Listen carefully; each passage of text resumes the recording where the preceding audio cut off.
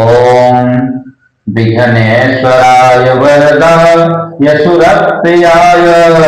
लंबोदराय सकलाय जगद्धिताय नागाननाय सुतिय विभूषिताय गौरीसुताय गणनाथ नमो नमस्ते भक्तातिनाशनपराय गणेश्वराय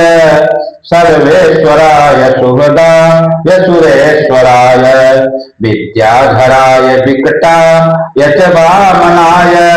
भक्त प्रसन्न वरदाय नमो नमस्ते नमस्ते ब्रह्मरूपाय विष्णुरूपाय ते नमः नमस्ते रुद्ररूपाय कलिरूपाय ते नमः विश्वरूप स्वरूपाय नमस्ते ब्रह्मचारिणे भक्त प्रियाय देवाय नमस्तुभ्यं विनायक लंबोदर नमस्तुभ्यं सततं मोदकं प्रियं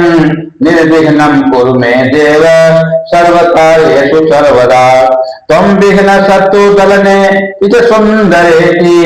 भक्त प्रियेति सुंदर सुखदेति फल प्रदेति विद्या प्रदेति अध धरेति च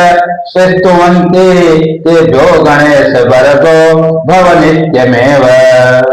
तेभ्यो गणेश वरदो भव नित्यमेव।